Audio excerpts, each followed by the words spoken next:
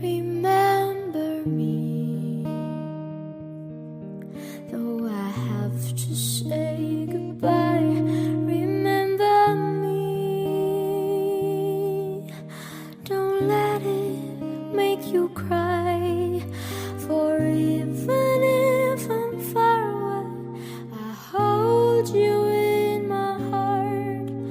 I sing a secret song to you each night we are apart. Remember me, though I have to travel far.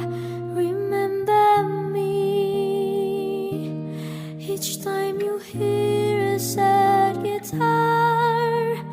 Know that I'm with you the only way that I can be, until you're in my arms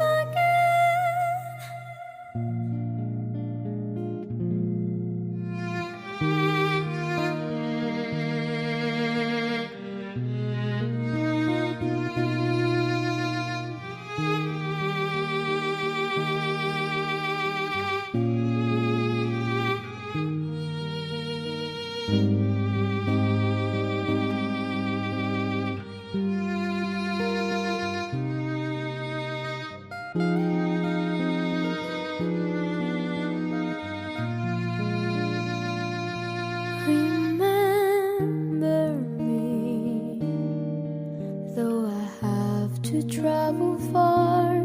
Remember me, each time you hear a sad guitar.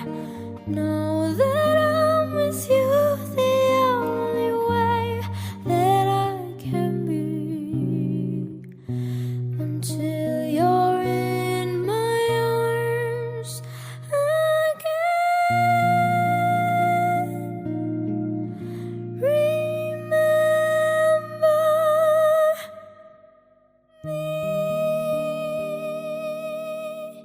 Si Jesus mingon sa iyang mga tinunan, timanin ninyo kini, kung tagbalay na ibalo pa kanu sa maabot ng kawatan, magtukaw siya mangandam kanunay. Aron ang kawatan, dili makalungkab sa iyang balay. Isama pag-agi, kamo sa mangandam kanunay, ewa ka mo mahibaw, kanu sa mabalik ang Ginoo.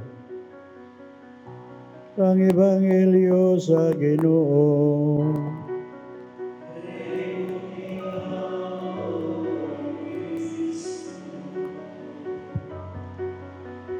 Wala may makompleto nga mga pare karon kay nagrekoleksyon ang mga kaparian. Kami ragoy arriesgado kayo ami mga to. Kay para namo ang isgutan sa recollection ang sala, paglikay sa sala. Kunya ang sala ako namang gipuy-an, hindi na kinahanglan nga motambong bag recollection. Ang isgutan recollection bag binutan, ang sala biyaan niya maningkamot pag binutan. Ya ako naman sa nang kipaningkamutan, kapag binutan, din lang kumapin. Ano na lang ito din eh. Kinsay nakasimba, nagmisa kog duha ka gabi dito sa balay. Talihog lang, anisay lang ta, katong nakasimba. Isang kamot.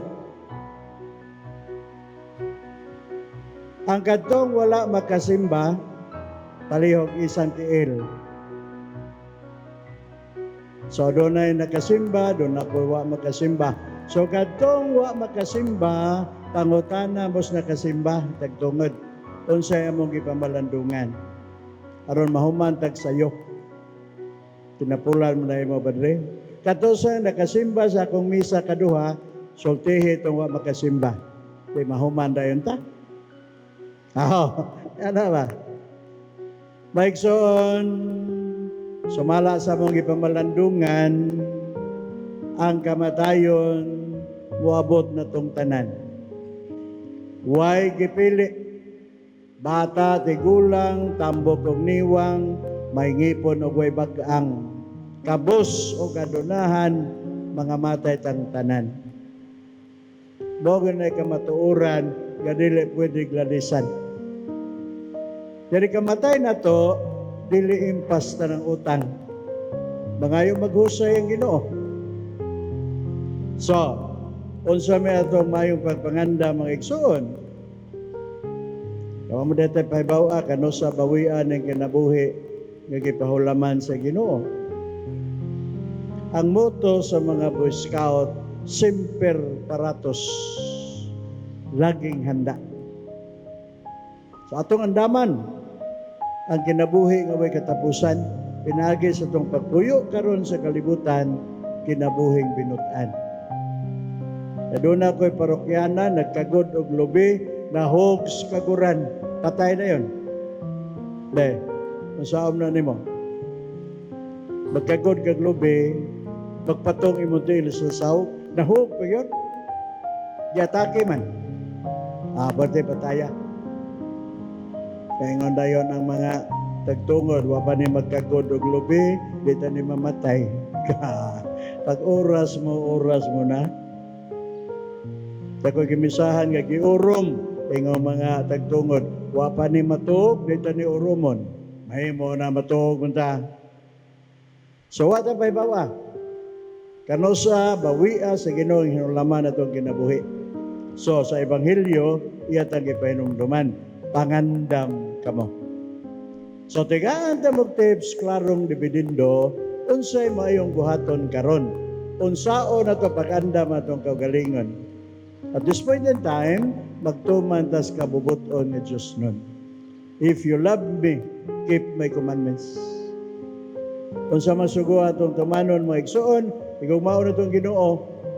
Adlaw tanan magampo sa inyo, mo simbag madomingo, possible everyday labing maayo. Kalawat matag simba, nagisaaran mo tas Ginoo. He who eats my flesh and drinks my blood will have life everlasting.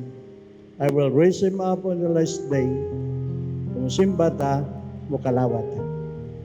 Kina Linda, maestra man bisakon sa kabugo sa estudyante, kapasaron. Basta perming present, sinong bangko sa eskwelahan na ay liningkuran. Hamat sumur ang Ginoo, mayog maluluyon. Sige tagsimba, sinong bangko simbahan, labing siguro natay liningkuran. December, panos Pasko, sige tagkanta, Christ the Savior is born. Na makunsa mong Savior, huwag di magpasave ang tao. So we must cooperate with His grace, and God will do the rest. Lumagi no. Aton hindi deposito, natay pondo, natay ma-withdraw, o sa rakaura sa ipangayo matag simana, ayaw hotda, simba. Kaya itong pag higugmas Ginoo, di ni kompleto, kundi ta kahigugmas si katao. Ay wayaban si simba, kung tinaghanag kontra, may pa mga matay ta. Usaw na ito pag-ingon, ay gugma ko ni mo Ginoo, nawa magkakaigugma sa mga sikatao. On Judgment Day, ay nun tas Ginoo, kung sa'yo mong gihimo sa ubos na pagsoon, gihimo ni mo ni kanako. So nakadungog tas pagtulunan, ayaw ipalapos bikas lalunggan. Ay uban, sige simba, pwede na ka na kontra, sige kalawat, sige sakpangawat, may paimatay. Nakadungog tas pagtulunan, di na ito ipalapos bikas dalunggan. Tagampo ta ni Erlinda Villarta karon kita ugma puhon. As much as possible, tumanon ang kabubutong Diyos nun sa tanang higayon. Kung ano may pagpangandam sa kaugalingon. Makaigsoon. So in the meantime, bago man ta basta mamatyan ta, mag-uol magyud ta, pero ato sang una-unaon, kaya in the near future, ato siya ikauban. Nakaroon, ato lang siyang handumon. Yung mga mayong binuhatan, dahil sa katilingban, diya sa pamilya.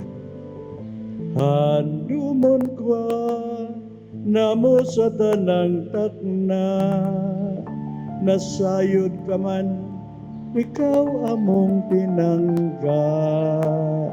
Sa adlawng tanan, gihandom ay hinaot pa unta, magmalipayon ka. O galing kay wala, kami igong gahom, nga sa pagtanaw mo, ako kang kapugngan.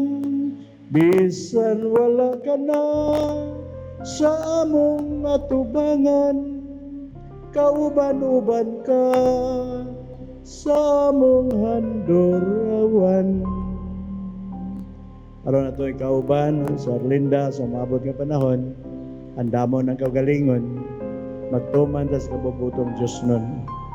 Kung maong Ginoo, kung maong sige tao, di ta maginerbusa, di ta maginerbuso, inigkamatay na to, maigsuon ko, kalabira atong ulo. Naktod ba ka istorya? Anta, bahalag malangit.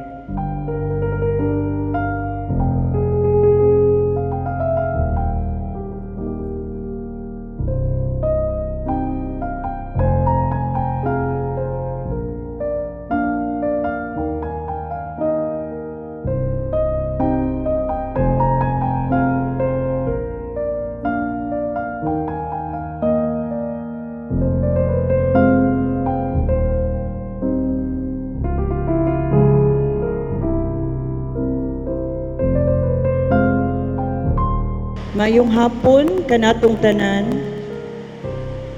we gather today to honor and celebrate the life of a remarkable woman, a devoted wife, a religious, loving mother, a cherished sister, a kind friend, and an educator whose influence has touched countless lives for nearly 4 decades. She was more than a teacher. She was a guide, a mentor, and a quiet source of wisdom and compassion. For almost 40 years, she shaped not only minds, but also hearts. In her classroom, every learner felt valued and encouraged. She taught with patience, mapailubon, and with a nurturing spirit, with a touch of humor, maalamon ug mapinanggaon. Her legacy continues in the lives of those she inspired. At home, she was the heart and the soul of the family. For 57 years, she stood beside Papa with unwavering love and dedication. Usa ka matinud-anon ug mahigugmaong asawa, puno sa pag-atiman ug pagsakripisyo. Their marriage was a beautiful example of enduring commitment and deep respect. Usa ka panaghiusa nga lig-on, matinud-anon ug puno sa gugma nga wala gayud matandog sa panahon. Tungod niini nakabaton sila og 5 ka mga anak. Ug milambo ngadto sa mga in-laws ug mga apo. I, with Romel, together with our children, Vince, Andre, and Dale. Nagsunod na ko si Cheryl, together with Steve, and with children, Joshua, Sydney, and TJ. Sunod ni Cheryl ang ikatulo ug ang nag-inusara nga lalaki sa pamilya, si Geoffrey. With Molly, uban sa iyang mga anak, Nikki and Ashley. Nagsunod ni Geoffrey si Dindin with Glenn, together with Jacob and Luke. Ug ang among kamanghuran si Claire with Ronan, uban sa ilang nag-inusara nga anak si Caden. Their golden wedding anniversary, if you still remember, that was June 2018, stood as a living testament to a love that had weathered the test of time. Usa ka gugma nga milahutay sa tanang pagsulay o kalisdanan. Papa and Mama, they were considered as inseparable couple, bounded by love that remained constant and unbroken, nga nagpabiling buhi hangtod sa katapusang gutlo sa kinabuhi ni Mama. Bisan wala na siya sa among pamilya karon, ang panulundon sa ilang gugma magpabiling ligon, makapadasig ug kini pag-aampingan namong mga anak sa ilang mga in-laws ngadto na sa mga apo diri sa amuang kasing-kasing. As a mother, she was gentle, loving, and strong. Mapinanggaon, malumo, ug lig-on nga inahan. A nurturing presence who gave comfort in times of pain and joy in the simplest moments. Her patience knew no bounds. Walay kakapoy sa pag-amuma o pag-atiman namong 5 ka mga anak ug sa among amahan, si Papa, along with her in-laws and grandchildren. She bore life's challenges with quiet and wavering strength. Malig-on ug buutan sa kasing-kasing, always placing her family above her own needs with love and selfless devotion. She was also a sister who cherished her siblings deeply. Usa ka igsuon nga matinahuron ug mapinanggaon. Her relationships with her siblings were filled with harmony, respect, and genuine care. Beyond family, she was a friend to all. Higala sa tanan, very warm and approachable, and also kind. Though she was soft-spoken, notado gyud si Mama nga hilumon ug malumo, naay malumo nga kasing-kasing. Her presence brought comfort and her words spoke volumes.